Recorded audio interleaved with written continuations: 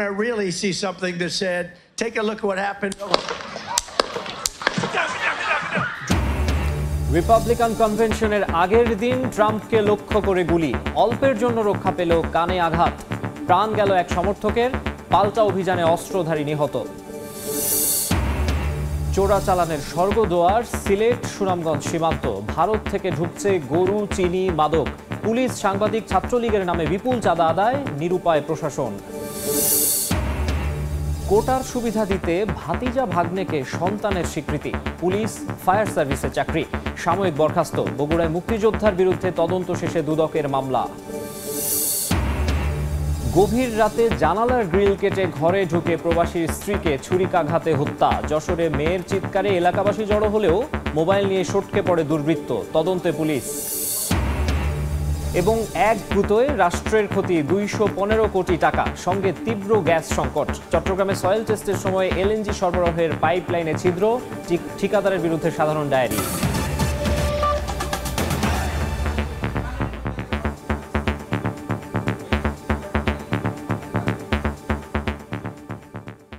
সময় সংবাদে সঙ্গে আছি আমি মাকসুম আলম খান। রিপাবলিকান দলের কনভেনশনের আগের দিন যুক্তরাষ্ট্রের পেনসিলভেনিয়ায় সাবেক মার্কিন প্রেসিডেন্ট ডোনাল্ড ট্রাম্পের নির্বাচনী সমাবেশে হামলা হয়েছে। গুলি থেকে অল্পের জন্য বেঁচে গেলেও কানে গুলি লেগে আহত হন তিনি। চিকিৎসা নিয়ে এরই মধ্যে ছেড়েছেন হাসপাতাল। তবে গুলিতে সমাবেশে অংশগ্রহণকারী এক রিপাবলিকান সমর্থক নিহত হয়েছেন। পরে সিক্রেট সার্ভিসের গুলিতে বন্দুকধারীও প্রাণ হারায়। Hasanuzzaman Shakir report. I really see something that said, take a look at what happened. যুক্তরাষ্ট্রের পেনসিলভেনিয়ায় নির্বাচনী সমাবেশে বক্তব্য রাখছিলেন সাবেক মার্কিন প্রেসিডেন্ট ডোনাল্ড ট্রাম্প। হঠাৎই গুলির শব্দে আতঙ্কিত হয়ে পড়েন সাবেক মার্কিন প্রেসিডেন্ট, বসে পড়েন মঞ্চে। তাকে নিরাপদ রাখতে ঝাঁপিয়ে পড়েন সিক্রেট সার্ভিসের সদস্যরা। পরে দেখা যায় তার কানে ও মুখে রক্তের দাগ। পরে দ্রুত গতিতে সমাবেশ ছাড়েন সাবেক মার্কিন প্রেসিডেন্ট। নিরাপত্তা বাহিনী জানিয়েছে ট্রাম্পকে চিকিৎসা সেবা দেওয়া হয়েছে, তিনি নিরাপদ ও শঙ্কামুক্ত আছেন, দুশ্চিন্তার কোনো কারণ নেই। একই সঙ্গে তারা সমাবেশস্থল ঘিরে ফেলেন, বন্দুকধারীকে ধরতে সঙ্গে সঙ্গে তৎপর হন তারা। এছাড়াও নিউ ইয়র্কের ট্রাম্প টাওয়ার সহ আশপাশের এলাকায় নিরাপত্তা জোরদার করা হয়েছে। পরে স্থানীয় কর্তৃপক্ষ জানায় সন্দেহভাজন হামলাকারীর মৃত্যু হয়েছে। ট্রাম্প নিরাপদে আছেন, তবে সমাবেশে অংশ নেয়া ট্রাম্পের এক সমর্থক প্রাণ হারিয়েছেন। ট্রাম্পের সমাবেশে গুলির ঘটনায় উদ্বেগ জানিয়েছেন রিপাবলিকান ও ডেমোক্রেটিক দুই দলেরই নেতাকর্মীরা। এছাড়াও ইসরায়েলি প্রধানমন্ত্রী সহ বিভিন্ন দেশের সরকার ও রাষ্ট্রপ্রধান ট্রাম্পের সমাবেশে গুলির ঘটনার নিন্দা জানিয়ে সাবেক প্রেসিডেন্টের সুস্থতা কামনা করেছেন। হাসানুজ্জামান সাকি, সময় সংবাদ, যুক্তরাষ্ট্র। এ বিষয়ে বিস্তারিত জানাতে যুক্তরাষ্ট্রের নিউ ইয়র্কে আছেন সহকর্মী হাসানুজ্জামান সাকি এবং ক্যালিফোর্নিয়া আছেন লস্কর আল মামুন। সরাসরি প্রথমে যাচ্ছি সাকির কাছে। সাকি, ধন্যবাদ। যুক্তরাষ্ট্রের রাজনীতিতে একটি অঘটন আজকে ঘটে গেল। এটা 2020 সালের নির্বাচনের পরে নানান ধরনের অঘটন এই যুক্তরাষ্ট্রের রাজনীতিতে ঘটেছে এবং মার্কিন যে সংসদ ভবন ক্যাপিটল হিল, সেখানে হামলার ঘটনাও ঘটেছে। এখন সর্বশেষ যে ঘটনাটি ঘটল সেটি নজিরবিহীন। সেটি প্রতিদ্বন্দ্বী প্রার্থী সাবেক প্রেসিডেন্ট ডোনাল্ড ট্রাম্প, তার উপরে হামলার ঘটনা ঘটেছে। সেখানে বন্দুক হামলার ঘটনা ঘটেছে, সেখানে তিনি হামলার শিকার হয়েছেন। সেই সব ঘটনা নিয়ে পেনসিলভেনিয়ার যে বাটলার শহর, আজকে সেই শহরে রিপাবলিকান যে পার্টি, সেই পার্টির সভা অনুষ্ঠিত হয়েছিল। সেই সভায় যথারীতি তিনি বক্তব্য রাখছিলেন, অর্থাৎ ডোনাল্ড ট্রাম্প বক্তব্য রাখছিলেন। এই বক্তব্য রাখার এক পর্যায়ে কয়েক রাউন্ড গুলি হয়। তাতে এক পর্যায়ে তিনি আতঙ্কিত বোধ করেন এবং তিনি তার কান ধরে ফেলেন। তারপরে সিক্রেট সার্ভিস, যেখানে মার্কিন প্রেসিডেন্ট জো বাইডেন এবং সাবেক প্রেসিডেন্ট জো বাইডেন তাদের নিরাপত্তার জন্য, সাবেক প্রেসিডেন্ট জো বাইডেন তাদের নিরাপত্তার জন্য যেখানে হয়, সেই সিক্রেট সার্ভিস তারা তাদেরকে ঝাঁপিয়ে পড়ে এবং তাদেরকে মাটিতে লুটিয়ে পড়ে। এবং তারপরে দেখা গেছে যে ডোনাল্ড ট্রাম্প তিনি কানে রক্তাক্ত অবস্থায় গেছেন এবং সিক্রেট সার্ভিস এবং চিকিৎসকরা তাকে হাসপাতালে নিয়ে যায় এবং এখন পর্যন্ত যে স্বস্তির কথা সেটা হচ্ছে ডোনাল্ড ট্রাম্প এখনো পর্যন্ত জীবিত আছেন এবং সুস্থ আছেন। এই ব্যাপারে শুধু পেনসিলভেনিয়া অঙ্গরাজ্য নয়, নিউ ইয়র্কের বিভিন্ন জায়গায় এবং যুক্তরাষ্ট্রের বিভিন্ন অঙ্গরাজ্যে আতঙ্ক ছড়িয়ে পড়েছে এবং সেখানে নিরাপত্তা জোরদার করা হয়েছে। সেখানে মার্কিন রাজনীতিতে যে ভোটাররা রয়েছেন সেই ভোটাররা কিভাবে দেখছেন সেই ব্যাপারে আমি একটু কথা বলবো। দীনেশ চন্দ্র মজুমদার, একটু বলবেন যে মার্কিন রাজনীতিতে যে নির্বাচন হচ্ছে নভেম্বরের 5 তারিখে, এই ব্যাপারে যে ডোনাল্ড ট্রাম্প আজকে গুলিবিদ্ধ হয়েছেন সেই ব্যাপারে আপনার প্রতিক্রিয়া কি? আমি মনে করি আজকের দিনটা আমেরিকার জীবনে একটা কলঙ্কজনক দিন। আমরা তৃতীয় বিশ্বে আমরা এই ধরনের ঘটনা দেখতে পাই, আমরা আতঙ্কিত বাংলা আমেরিকার বন্দুক সহিংসতা নিয়ে। কিন্তু তৃতীয় বিশ্বে আমি মনে করি আমরা আজকের দিন থেকে মানে অনুমান করতে পারি আমরা তৃতীয় বিশ্বের, আমি বাংলাদেশের কথা বলতে পারি আমরা এতটা নিরাপত্তাহীন বোধ করছি না। সো আমেরিকা আমরা অভিবাসী জীবনযাপনে, যে কারণে আমরা অভিবাসী জীবনযাপন করতে আমেরিকা এসেছি, আজকে মনে হচ্ছে যে আমাদের ভুল হয়েছে কিনা আমরা জানি না। তবে আমি মনে করি এই কলঙ্কময় দিন ভবিষ্যতে আমেরিকার জীবনে আর না আসুক, শান্তি বিরাজ করুক, এটাই আমার প্রত্যাশা থেকে সারা বিশ্ববাসীর কাছে। ধন্যবাদ ধন্যবাদ ধন্যবাদ। আপনি জানেন যে যুক্তরাষ্ট্র অভিবাসী দেশ, বিশ্বের সবচেয়ে বড় অভিবাসী দেশ। সেই অভিবাসী দেশের মানুষজন এখন চিন্তা করছেন যে তারা যে যুক্তরাষ্ট্রে এসেছেন একটি শান্তির জন্য, একটি উন্নত বিশ্বের জন্য, একটি উন্নত জীবনের জন্য, তারা কি সেটি পাচ্ছেন? আমি কথা বলবো সংস্কৃতিকর্মী গোপাল সান্যালের কাছে। আজকে যে ঘটনা ঘটেছে এই ব্যাপারে আপনার প্রতিক্রিয়া কি? ধন্যবাদ হাসানুজ্জামান সাকি। আমি আসলে বলতে চাই যে আজকের যে ঘটনাটা ঘটেছে তা অত্যন্ত দুঃখজনক এবং আতঙ্কিত করে যুক্তরাষ্ট্রের সকল মানুষকে। কিন্তু যুক্তরাষ্ট্রে হয়তো এমন ইতিহাস যে একেবারে নাই যে একেবারে যুক্তরাষ্ট্রের প্রেসিডেন্ট হত্যা অথবা হত্যা প্রচেষ্টা, এরকম ইতিহাস কিন্তু যুক্তরাষ্ট্রে আছে। কিন্তু আমরা যেটা বলতে চাই যে এখন সাবেক প্রেসিডেন্ট বারাক ওবামা এবং কি বলে বিল ক্লিন্টন, ওনারাও কিন্তু বলেছেন যে যুক্তরাষ্ট্রের মাটিতে গণতান্ত্রিক প্রক্রিয়ায়, গণতন্ত্রে সন্ত্রাস এবং এই ধরনের হঠকারী কোনো কিছুর স্থান যুক্তরাষ্ট্রের মাটিতে নেই। কিন্তু আমরা যদি মনে করি যে গত নির্বাচনের পরে ক্যাপিটাল হিলে যে সন্ত্রাসী আগ্রাসন হয়েছিল, তার পথ পরিক্রমাই কিন্তু যুক্তরাষ্ট্রের গণতান্ত্রিক রাজনৈতিক প্রক্রিয়ায় এ ধরনের এক ধরনের সন্ত্রাসী মনোভাবের একটা কি বলে আভাস পাওয়া যাচ্ছে। সো আমি মনে করি যে যুক্তরাষ্ট্রের গণতন্ত্র একটা সারা পৃথিবীর কাছে মডেল গণতন্ত্র, সেখানে যে কোনোভাবেই গণতন্ত্রের ভিতরে কোনো রকম সন্ত্রাসী প্রক্রিয়া না ঢোকে। একই সাথে আমি বলতে চাই যে পৃথিবীর অন্যান্য দেশেও যেরকম যুক্তরাষ্ট্র গণতন্ত্র প্রক্রিয়ার পর চোখ রাখে, বাংলাদেশের ব্যাপারেও কিন্তু তারা অনেক সময় চোখ রাঙানি বিভিন্ন কথা বলেছে। সুতরাং আমি বলতে চাই যে সে জায়গার থেকেও তাদের সংশোধন হওয়া উচিত, তাদের নিজেদের সমস্যাগুলো বা আমাদের এই প্রক্রিয়ার মধ্য দিয়ে বিচার বিশ্লেষণ করা উচিত। আপনি শুনলেন যে যুক্তরাষ্ট্র যেখানে সারা বিশ্বের মোড়ল রাষ্ট্র হিসেবে প্রতিষ্ঠিত, সেখানে বাংলাদেশের অভ্যন্তরীণ রাজনীতি নিয়েও যেখানে তারা নানান রকমভাবে নানান রকম অভিব্যক্তি প্রকাশ করে আসছে, সেই রাষ্ট্রে এখন আগামী যে নির্বাচন নভেম্বরের 5 তারিখে, সেখানে সেই নির্বাচনকে কেন্দ্র করে যে অস্থিরতা তৈরি হয়েছে, সেই অস্থিরতার জায়গা থেকে তাদেরকেও অনেক ধরনের উৎকর্ষ সাধনের চেষ্টা তারা করতে হবে। এই ছিল আমার কাছে যুক্তরাষ্ট্রে আজকে যে বিরল ঘটনা, ঐতিহাসিক ঘটনা এবং একটি নজিরবিহীন ঘটনা ঘটেছে। যুক্তরাষ্ট্রের সাবেক কোনো প্রেসিডেন্টের উপরে হামলা, সেই হামলার ঘটনার পরবর্তী পরিস্থিতিতে যুক্তরাষ্ট্রের মানুষ কী প্রতিক্রিয়া ব্যক্ত করছেন তার সর্বশেষ। আপনাকে ধন্যবাদ। হাসানুজ্জামান সাকি, সময় সংবাদ, নিউ ইয়র্ক, যুক্তরাষ্ট্র।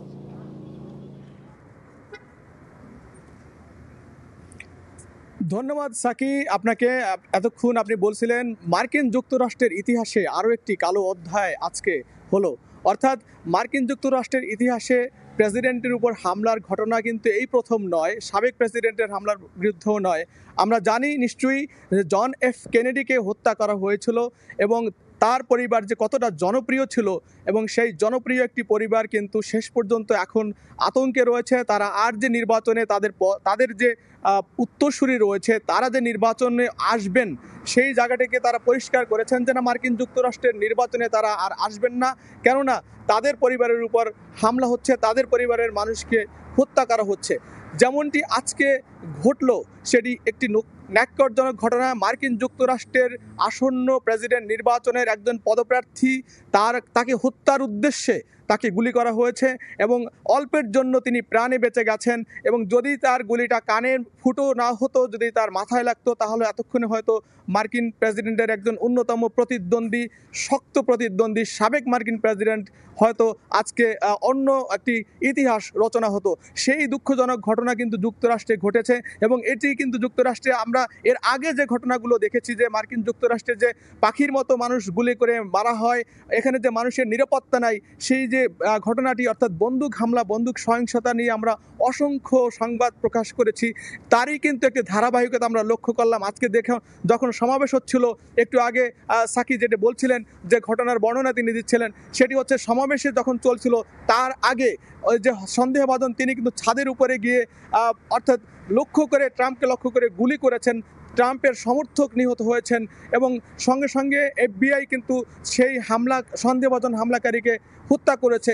তাহলে মার্কিন যুক্তরাষ্ট্রের যে এই যে নিরাপত্তা ব্যবস্থার কথা বলা হয়, একটি সারা বিশ্বের মধ্যে একটি উজ্জ্বল উদাহরণ হিসেবে ধরা হয় যে মার্কিন যুক্তরাষ্ট্র একটি নিরাপদ কান্ট্রি, নিরাপদ দেশ, সেখানে জানমাল এবং মানুষের নিরাপত্তা দেওয়া হয়। সেই নিরাপত্তার ব্যাপারে কিন্তু একটি প্রশ্ন থেকে গেল যে আজকের যে জনসভা, সেখানে কি করে একটি অদূর লক্ষ্য করে তাকে গুলি করা হয় এবং নিশানা লক্ষ্যভ্রষ্ট না হলে ইতিহাস অন্যরকম হতো। সেই প্রসঙ্গে আসব এবং সেটি কখন ঘটলো, মার্কিন যুক্তরাষ্ট্রের নির্বাচনে যখন মনোনয়ন দেওয়া হবে, অর্থাৎ আগামী 15 থেকে 18 উইসকনসিনে, অর্থাৎ একদিন পরে ডোনাল্ড ট্রাম্পের মনোনয়ন ঘোষণা করার যেদিন কনভেনশন হবে, অর্থাৎ রিপাবলিকান দলের কনভেনশন হবে 15 থেকে 18 উইসকনসিন, একদিন আগে ডোনাল্ড ট্রাম্পের উপর অর্থাৎ একজন শক্ত প্রতিদ্বন্দ্বীর বিরুদ্ধে শক্ত প্রতিদ্বন্দ্বীকে হত্যার উদ্দেশ্যে তাকে গুলি করা হলো। আজকে যদি প্রেক্ষাপটটা অন্য হতো, তাহলে আগামীকাল অর্থাৎ একদিন পরে যে একটি কনভেনশন হবে রিপাবলিকান দলের, সেই কনভেনশন থেকে যে মনোনয়ন নিশ্চিত করা হবে, সেটি কিন্তু প্রেক্ষাপট ঘুরানোর লক্ষ্য কিনা, সেই প্রশ্নটি কিন্তু এখন সাধারণ মানুষের কাছে রয়েছে যে মনোনয়নের আগে ট্রাম্পের উপরে কেন এই হামলা, এইটি কিন্তু একটি প্রশ্ন রয়েছে। অসংখ্য প্রশ্ন রয়েছে হাজারো মানুষের এবং এই প্রশ্নের উত্তর কিন্তু যারা রয়েছে তারা কেউ এড়াতে পারবেন না। আমি একটু আগে লক্ষ্য করেছি যে বাটলার থেকে FBI-এর পক্ষ থেকে প্রেস ব্রিফিং করা হয়েছে এখন থেকে মাত্র কয়েক মুহূর্ত আগে। সেই প্রেস ব্রিফিংয়ে কিন্তু ওখানকার যে FBI-এর পক্ষ থেকে যিনি এজেন্ট ছিলেন তিনি কিন্তু বক্তব্য রেখেছেন। তিনি একটি কথা বারবার বলেছেন, এই ঘটনার ব্যাখ্যা দেওয়ার মতো তার কাছে কিছু নেই। আমরা লক্ষ্য করেছি মার্কিন প্রেসিডেন্ট জো বাইডেন তিনি একটি বিবৃতি দিয়েছেন, তিনি এটিকে ইতিহাসের সহিংস কোনো ঘটনার যুক্তরাষ্ট্রে স্থান নেই, এই কথাটি বলেছেন। এই কথাগুলো কিন্তু একটি গদ বাঁধা কথা, একটি গতানুগতিক বক্তব্য, ব্রিফিং বলেই আমরা মনে করি। রাষ্ট্রপতি হিসেবে তিনি সমবেদনা জানিয়েছেন এবং তিনি হত্যার উদ্দেশ্যে যে ঘটনা ঘটেছে সেই ক্ষেত্রে তিনি ট্রাম্পের সাথে তার সুস্থতা কামনা করেছেন, তার দীর্ঘ সুস্থতা কামনা করেছেন, তার পাশে আছেন বলেছেন। এই যে বক্তব্যগুলো আসছে, আমরা আসলে কি দেখছি, মার্কিন যুক্তরাষ্ট্রের নির্বাচনের দিন যত ঘনিয়ে আসছে ততই কিন্তু নানান ধরনের নাটকীয়তা, নানান ধরনের সহিংসতা কিন্তু বেড়ে যাচ্ছে এবং এই সহিংস আচরণটা মার্কিন যুক্তরাষ্ট্রে আমরা এমনটি যে দেখব, এমন সাধারণ নাগরিকরা কিন্তু এই দৃশ্যটি কখনোই কল্পনা করতে পারেনি যে মার্কিন যুক্তরাষ্ট্রের মতো একটি দেশ যারা পৃথিবীর শক্ত দেহর এবং তারা গণতন্ত্রের দেশ দাবি করে, সেই দেশে যে এই ধরনের ঘটনা ঘটবে, এটা কিন্তু কোনোভাবেই কাম্য নয়, কোনোভাবেই তারা মেনে নিতে পারছে না সাধারণ নাগরিকরা। তো এই ছিল মার্কিন যুক্তরাষ্ট্রের প্রেসিডেন্ট নির্বাচনের পদপ্রার্থী সাবেক প্রেসিডেন্ট ডোনাল্ড ট্রাম্পকে হত্যা করার উদ্দেশ্যে তাকে যে গুলি করা হয়েছে, সেই ঘটনার আমার কাছে থাকা সবশেষ। সাবেক মার্কিন প্রেসিডেন্ট ডোনাল্ড ট্রাম্পের নির্বাচনী সমাবেশে গুলির ঘটনার পর সেখানকার পরিস্থিতি জানাতে আমাদের সঙ্গে নিউ ইয়র্ক থেকে হাসানুজ্জামান সাকি এবং ক্যালিফোর্নিয়া থেকে যুক্ত হয়েছিলেন লস্কর আল মামুন। সময় সংবাদে আরও থাকছে। যে পরিমাণ টিকিট দরকার সেই পরিমাণ আসলে টিকিট পাওয়া যায় না। 5 বছর আগে যাকে সে সময়টা লাগতো এখনো ঠিক ওই সময়টাই লাগে। রেকর্ড বিনিয়োগেও ধুঁকছে সম্ভাবনার রেল। 10 বছরে 1.5 লাখ কোটি টাকা ব্যয় করলেও বাড়েনি যাত্রী সেবার মান, নাজুক বেশিরভাগ পথ, পরিকল্পনার অভাব দেখছেন বিশেষজ্ঞরা। দেশের খবরাখবরে সিলেট অঞ্চলের সীমান্ত দিয়ে দিনে রাতে আসছে কোটি কোটি টাকার ভারতীয় চিনি, পেঁয়াজ, মাদক ও গরু, মহিষ।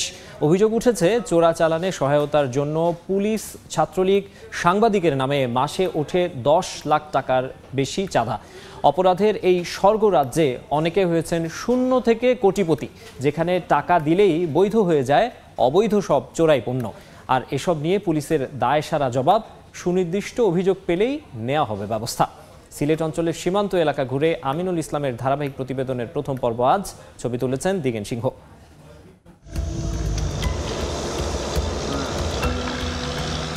রাত 1টার পর সিলেটের ফেঞ্চুগঞ্জের কোটালপুর সেতুর উপর চোরাচালান পণ্যের ট্রাক আটক করে পুলিশ সদস্যরা। কিন্তু চোরাই পণ্য আটকের বাকি প্রক্রিয়া রেখেই সময় টেলিভিশনের ক্যামেরা দেখে পোশাক খুলে দৌড়ে পালানোর চেষ্টা করেন তারা। কিন্তু এই পুলিশ সদস্য নিজেকে আড়াল করতে পারেননি। পুলিশের এই সদস্যের পালিয়ে যাওয়ার পেছনের রহস্য খোঁজার চেষ্টা করে সময় সংবাদ। 18-20 জায়গা হবে ঢাকা পাইতে। হ্যাঁ, প্রত্যেক জায়গায় 1000। এখন মনে করেন যে সামনে যতগুলো পয়েন্ট আছে সবগুলো পয়েন্টে দিতে হবে। এভাবেই টাকা দিলে বৈধ হয়ে যাচ্ছে চোরাই পথে দেশে আসা ভারতীয় চিনির চালান। আমাদের অন্যান্য সিলেট মেট্রোপলিটন পুলিশের আমাদের অন্যান্য ইউনিট সার্বক্ষণিকভাবে এই চোরাচালানের বিরুদ্ধে কাজ করে যাচ্ছে।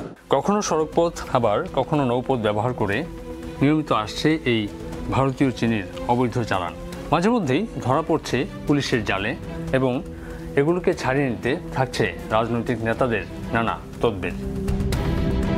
তবে অনুসন্ধান বলছে চোরাচালানকে অঘোষিত বৈধতা দিয়ে এমন অপরাধকে ব্যবসা বলে মনে করছে একটি রাজনৈতিক ছাত্র সংগঠনের কিছু নেতাকর্মী। সুনামগঞ্জ জেলা ছাত্রলীগের সভাপতি এবং সেক্রেটারি, তারা দুজনেই চিনি চোরা এবং বিভিন্ন অন্যান্য বড়ার যে বিজনেসগুলো আছে সেটার সাথে জড়িত। কিছু সংখ্যক ছাত্রলীগের নেতাকর্মীদের জন্য আমাদের পুরো ছাত্রলীগের নামটা একটু ডার্টি হইতেছে আর কি। অভিযোগ রয়েছে রাতে বোঝাই হওয়া ট্রাক ঢাকার পথে রওনা হলে পথে পথে কথিত নিরাপত্তার নামে চোরাই পণ্য পাহারা দিয়ে নিয়ে যান কিছু সাংবাদিক নামধারীরা। মমিনুল ঘরে সানি, এরা তো কোনটি পত্রিকাতে আছে জানি।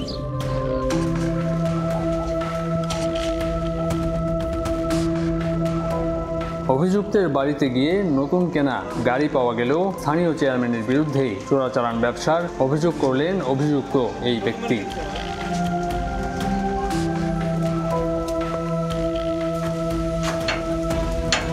ছাত্রলীগকে কি দিত না দিত এটা মিলনে সম্পূর্ণ বুঝতো। অভিযুক্ত চেয়ারম্যান নিজেকে নির্দোষ দাবি করে আড়ালে অনেকের নামে জানালেন সময় সংবাদকে।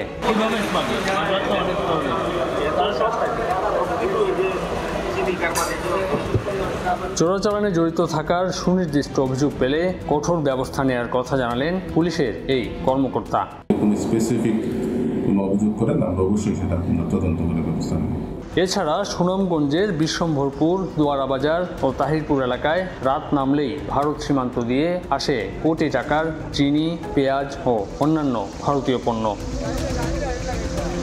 আমিনুল ইসলাম, সময় সংবাদ, সিলেট। এক গুতোয় গ্যাসের লাইন ফুটো হওয়ায় রাষ্ট্রের ক্ষতি হয়েছে প্রায় 215 কোটি টাকা। পাশাপাশি অন্তত 3 দিন তীব্র গ্যাস সংকটে ভুগতে হয়েছে রাজধানীবাসীকে। চট্টগ্রামের আনোয়ারায় চায়না ইকোনমিক জোনের জেটি নির্মাণের সয়েল টেস্টের সময় ছিদ্র হয়েছিল এলএনজি সরবরাহের ওই পাইপলাইন। এই ঘটনায় ঠিকাদার প্রতিষ্ঠানের অবহেলার কথা উল্লেখ করে থানায় ডায়েরি করেছে জিটিসিএল। বিস্তারিত জানাচ্ছেন কমল দে। দক্ষিণ চট্টগ্রামের আনোয়ারায় ক্ষতিগ্রস্ত পাইপলাইন মেরামতে কাজ করছে গ্যাস ট্রান্সমিশন কোম্পানি লিমিটেডের প্রকৌশলীরা। দিনরাত টানা কাজ করার পরও 3 দিন লেগেছে ছিদ্র হওয়া পাইপ অপসারণ করে নতুন পাইপ লাগিয়ে গ্যাস সরবরাহ স্বাভাবিক করতে। এই সময়ে রাজধানী ঢাকায় গ্যাস সরবরাহ অনেকটা বন্ধ হয়ে গিয়েছিল। বৃহস্পতিবার সন্ধ্যায় পাইপ মেরামত শেষে শুক্রবার সকাল থেকে রাজধানী ঢাকার গ্যাস সরবরাহ স্বাভাবিক হয়ে আসে। চট্টগ্রামের কর্ণফুলী থানায় দায়ের করা সাধারণ ডায়েরিতে গ্যাস ট্রান্সমিশন কোম্পানি লিমিটেডের নিরাপত্তা বিভাগের সহকারী কর্মকর্তা মোহাম্মদ মহিউদ্দিন ভূঁইয়া অভিযোগ করেন, চায়না ইপিজেটের জেটি নির্মাণের সয়েল টেস্ট কাজ পরিচালনার সময় গ্যাস সঞ্চালন পাইপের ক্ষতি সাধন করে। জিটিসিএল কর্মকর্তারা জানতে পেরে এরপর পরেই ওই পাইপ দিয়ে গ্যাস সরবরাহ বন্ধ করে দেওয়া হয়। বুধবার সকাল থেকে শুরু হয় ক্ষতিগ্রস্ত পাইপ মেরামতের কাজ। মাটির অন্তত 1.5 মিটার গভীরে অবস্থান ছিল এই পাইপের। কোনো রকম অনুমতি ছাড়া পাইপলাইনের উপর রিক স্থাপন করা হয়েছিল বলে অভিযোগের পাশাপাশি ক্ষতির পরিমাণ 215 কোটি টাকা বলে উল্লেখ করা হয়েছে সাধারণ ডায়েরিতে। গভীর বঙ্গোপসাগরে অবস্থান রয়েছে তরল এলএনজিবাহী 2টি টার্মিনালের। এসব টার্মিনালের তরল এলএনজি গ্যাসে রূপান্তর করে গ্রাহকদের কাছে সরবরাহ করা হয়। 2টি পাইপ দিয়ে প্রতিদিন প্রায় 1100 মিলিয়ন ঘনফুট গ্যাস সরবরাহ করা হয়। কমল দে, সময় সংবাদ। সময় সংবাদে আরও থাকছে। রাজধানীতে ব্যাঙের ছাতার মতো গজাচ্ছে বোটক্স ফাঁদ। বিউটি পার্লারে চিকিৎসক ছাড়াই সেবা, তারুণ্য ধরে রাখতে গিয়ে বিকৃত হচ্ছে চেহারা। ব্যবস্থার আশ্বাস মন্ত্রীর। দেখছেন সময় সংবাদ। কোটা পদ্ধতির সুবিধা দিতে বগুড়ায় 3 ভাতিজা ও ভাগ্নেকে নিজের সন্তান পরিচয় দেওয়ার অভিযোগ উঠেছে এক মুক্তিযোদ্ধার বিরুদ্ধে। এসব আত্মীয় চাকরি পেয়েছেন বিভিন্ন বাহিনীতে। অভিযোগটি তুলেছেন স্থানীয় আরেক মুক্তিযোদ্ধা। অনুসন্ধান শেষে অভিযুক্তদের বিরুদ্ধে মামলা করেছে দুর্নীতি দমন কমিশন দুদক। সাময়িক বরখাস্ত করা হয়েছে চাকরি পাওয়া 3 জনকে। আব্দুল আওয়ালের প্রতিবেদনে বিস্তারিত। সারা দেশে যখন কোটা সংস্কার নিয়ে শিক্ষার্থীদের আন্দোলন তুঙ্গে, ঠিক সেই মুহূর্তে বগুড়ার সোনাতলার রানীপাড়া গ্রামের মুক্তিযোদ্ধা রফিকুল ইসলামের বিরুদ্ধে অন্যের সন্তানদের নিজের ঔরসজাত সন্তান দেখিয়ে কোটার অপব্যবহারের ঘটনা এখন ভাইরাল। একই গ্রামের মুক্তিযোদ্ধা মকবুল হোসেন 2021 সালে এই সংক্রান্তে মুক্তিযোদ্ধা বিষয়ক মন্ত্রণালয়ে অভিযোগ করলে তা আমলে নিয়ে তদন্ত শুরু করে দুদক। দীর্ঘ অনুসন্ধান শেষে মুক্তিযোদ্ধা কোটা জালিয়াতির সত্যতা পেয়ে এবছরের জানুয়ারিতে মুক্তিযোদ্ধা রফিকুল এবং তার ছেলে পরিচয়ে চাকরি পাওয়া ফায়ার ফাইটার ফরাদ হোসেন এবং পুলিশ সদস্য বেলাল হোসেন ও আহসান হাবিবের বিরুদ্ধে আলাদা 3টি মামলা করে দুদক। মামলায় এই 4 জনের বিরুদ্ধে বেতন হিসেবে নেওয়া সরকারি 92,37,000 টাকা আত্মসাতের অভিযোগ আনা হয়েছে। ওর থেকে আমাকে নির্দেশ করা হলো যে আপনি আপনাকে বায়োডাটা জমা দেন, যাদের নামে অভিযোগ করছেন। ওই বায়োডাটা তুলবে দেখলাম যে ওনার 2 জনে 7 জন ছেলে। আজ দুঃখ লাগে মুক্তিযোদ্ধা পরিচয় দিতে, খুবই দুঃখ লাগে, আপনি জানেন না। অভিযোগ স্বীকার করে মুক্তিযোদ্ধা রফিকুল ও তার স্ত্রী বেকা সুলতানার দাবি, নিজেদের কোনো ছেলে সন্তান না থাকায় রফিকুলের 2 ভাই ও 1 বোনের 3 ছেলেকে ছোট থেকে পালক ছেলে হিসেবে বড় করেছেন। সন্তানের দাবি থেকেই তাদের চাকরির সময় ব্যবহার করেছেন মুক্তিযোদ্ধা কোঠা। প্রতিবেশীরাও এই দম্পতির দাবিকে সমর্থন করে বলছেন, শিশু বয়স থেকে ওই 3 জনকে ছেলে হিসেবে পালন করেছেন মুক্তিযোদ্ধা রফিকুল। আমার ছোট ভাইয়ের ছেলে, ছোট বোনের ছেলে, তাদেরকে আমি পালছি। এতে যদি আমার অন্যায় হয়ে থাকে তাহলে অন্যায়, আর যদি আমি ন্যায় করে থাকিতে করছি। এটাই মুক্তিযোদ্ধারই তো মন সম্মান ব্যাঘাত করার জন্য তো এই সমালোচনা তারা করতেছে। ক্লাস 1 থেকে ওনার বাবা মা ওনাদের সংসারে বসবাস করে ওনাদের বাবা মা হিসেবে লালন পালন করে। মামলার পর আইনি প্রক্রিয়া চলমান আছে জানিয়ে ক্যামেরার সামনে কথা বলতে রাজি হননি দুদক কর্মকর্তারা। অভিযুক্ত রফিকুল ইসলাম সোনাতলা উপজেলা মুক্তিযোদ্ধা সংসদের সাবেক কমান্ডার ও ভেলুরপাড়া ইউনিয়ন আওয়ামী লীগের সভাপতি। আব্দুল আউয়াল, সময় সংবাদ, বগুড়া। সময় সংবাদ। গভীর রাতে জানালার গ্রিল কেটে ঘরে ঢুকে প্রবাসীর স্ত্রীকে ছুরিকাঘাতে হত্যা। মেয়ের চিৎকারে এলাকাবাসী জড়ো হলেও মোবাইল নিয়ে সটকে পড়ে দুর্বৃত্তরা। শনিবার যশোরের ঝিকরগাছার নওয়ালি গ্রামে এই ঘটনা ঘটে। স্বজনরা জানান, আলতাফ হোসেন, তার স্ত্রী ফেরদৌসী বেগম এবং সন্তানরা 25 বছরের বেশি সময় ধরে স্পেন প্রবাসী। ছেলের বিয়ে উপলক্ষে 1 বছর আগে সপরিবারে আসেন দেশে। বিয়ের পর স্বামী ও ছেলে স্পেনে চলে গেলেও ফেরদৌসী বেগম 12 বছরের মেয়েকে নিয়ে থেকে যান দেশে। স্বজনরা জানান, গত রাত 2টার দিকে জানালার গ্রিল কেটে একদল দুর্বৃত্ত ঘরে ঢুকে ফেরদৌসী বেগমের গলায় ও বুকে ছুরি দিয়ে আঘাত করে। চিৎকার শুনে মেয়ে এগিয়ে গেলে তাকেও ছুরিকাঘাত করে ফেরদৌসীর দামি মোবাইলটি নিয়ে পালিয়ে যায় তারা। শিশু জান্নাতের চিৎকারে স্বজনরা তাকে উদ্ধার করে হাসপাতালে নিয়ে যায়। খবর পেয়ে পুলিশ ঘটনাস্থলে পৌঁছে ফেরদৌসীর লাশ উদ্ধার করে। এই পর্যায়ে শীর্ষ সংবাদ জানিয়ে দিচ্ছে আরেকবার। If you want to really see something that said, take a look at what happened. Republican কনভেনশনের আগের দিন ট্রাম্পের উপর হামলা, অল্পের জন্য রক্ষা পেলেও কানে গুলি লেগে আহত। প্রাণ গেল এক সমর্থকের, পাল্টা অভিযানে অস্ত্রধারী নিহত। চোরাচালানের স্বর্গদুয়ার সিলেট সুনামগঞ্জ সীমান্ত। ভারত থেকে ঢুকছে গরু, চিনি, মাদক। পুলিশ, সাংবাদিক, ছাত্রলীগের নামে বিপুল চাঁদা আদায়, নিরুপায় প্রশাসন। এবং কোটার সুবিধা দিতে ভাতিজা ভাগ্নেকে সন্তানের স্বীকৃতি। পুলিশ ফায়ার সার্ভিসে চাকরি, সাময়িক বরখাস্ত। বগুড়ায় মুক্তিযোদ্ধার বিরুদ্ধে তদন্ত শেষে দুদকের মামলা।